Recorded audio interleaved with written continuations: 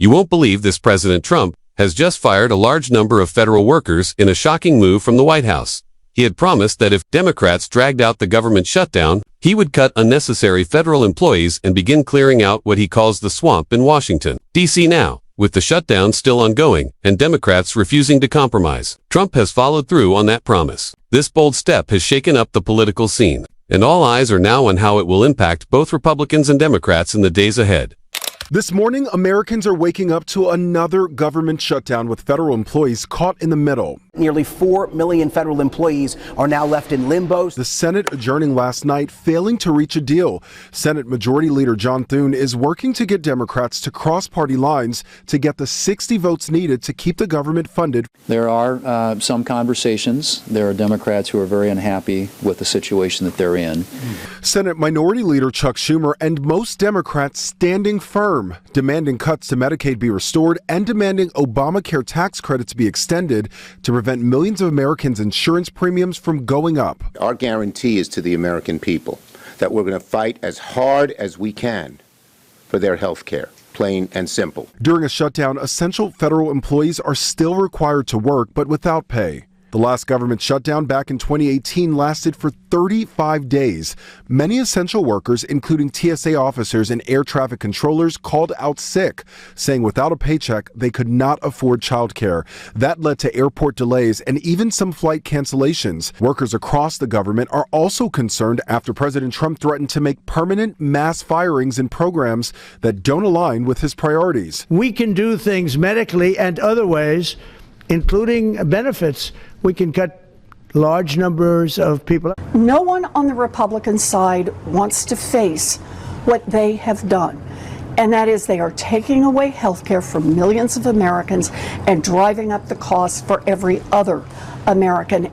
So what happens next? More votes are expected today, but senators are off tomorrow for the Yom Kippur holiday. So if there is no deal today, it'll be at least Friday before any progress. In the meantime, some Republican senators are reportedly working on a proposal to extend those Obamacare subsidies, but with restrictions. Lionel Moise, ABC News, New York. That's another barrage of lies from the Democrats, all while President Trump stands by his decision to fire federal workers. The truth is, Washington has been overflowing with bloated agencies and unnecessary positions for years, and Trump warned everyone what would happen if Democrats forced a shutdown.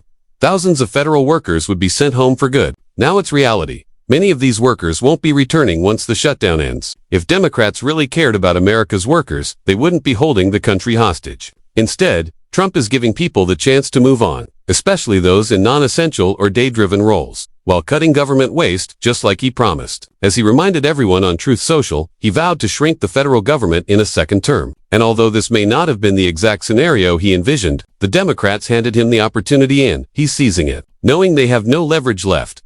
After lawmakers adjourned yesterday with no resolution on how to reopen the government, we stand here on day 2 of the shutdown. A vote to end it failed again yesterday as Senate Democrats hold on to demands to fund health care subsidies that President Trump and Republicans at this point refuse to extend. Senators aren't scheduled to vote again until Friday. They're taking a break today for the Jewish holiday of Yom Kippur. This is the first shutdown, though, in nearly 7 years that has disrupted government functions and left hundreds of thousands of workers furloughed. Office of Management and Budget Director Russ Vought told House Republicans yesterday in a private phone call that the White House will begin firing federal employees in the next 1 to 2 days. That's according to 2 of our Republican sources on the call. Trump didn't speak publicly yesterday, but at a press briefing, the vice president, J.D. Vance, said those firings were imminent. So we are in a government shutdown. We are going to have to lay some people off if the shutdown continues. We don't like that. We don't necessarily want to do it, but we're going to do what we have to keep the American people's essential services continuing to run. We've said this before. In a typical shutdown, you temporarily furlough people. You don't permanently lay them off. That's a key difference the administration is doing now. House Democratic leader Hakeem Jeffries hit back on Wednesday, saying the Trump administration has been cutting jobs and laying off federal workers since its first day in office. So the shutdown's no different. These are all things that the Trump administration has been doing since January 20th. The mass firings of federal workers, Trump administration has been engaging in this since January 20th. Targeting the clean energy economy, Republicans have been doing that since January 20th and assaulted the clean energy economy and the creation of good-paying American jobs in their one big ugly bill.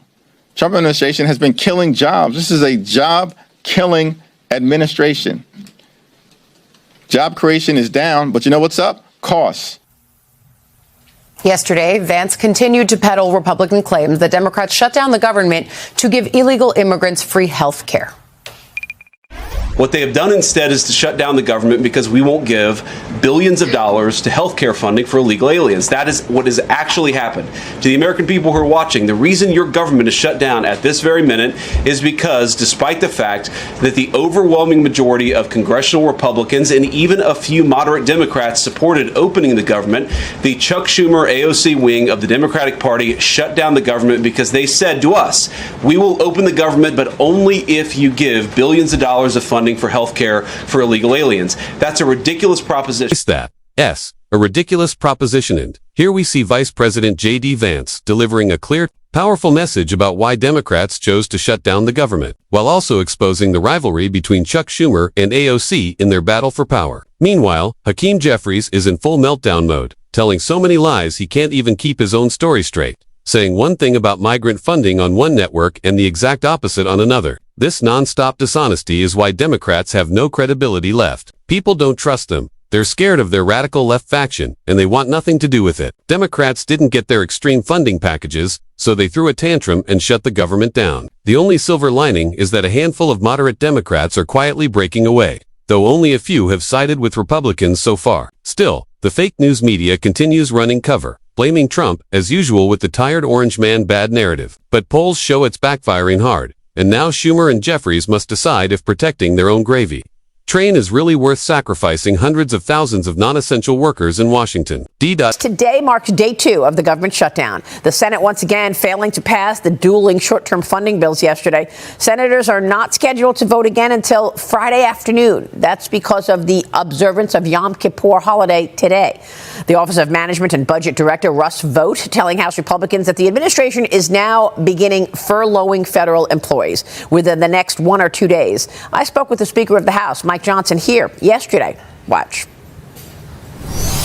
Speaker, can you assess what you're expecting in terms of the job cuts and how severe they could be? While a shutdown is very damaging for real American people who depend upon government services, it can provide an opportunity to downsize the scope and the scale of government, which is something that we've all always wanted to do. And so in a way, Chuck Schumer has now handed the keys to the kingdom to the executive branch under President Trump to do some things that we would not otherwise be able to do because we would never get Democrat votes for them. The Small Business Administration now feeling the impact. 23% of staff moved to furlough status as core programs come to a close. Disaster loans are ongoing, but new small business loans are not being approved right now. I think it's absolutely the right move for the Trump administration to use this shutdown to shrink the bloated federal government. Less is more, and less government means more freedom. Thanks to the shutdown rules, the executive branch gains more control, which allows Trump to cut non-essential jobs and downsize wasteful agencies without waiting on Congress.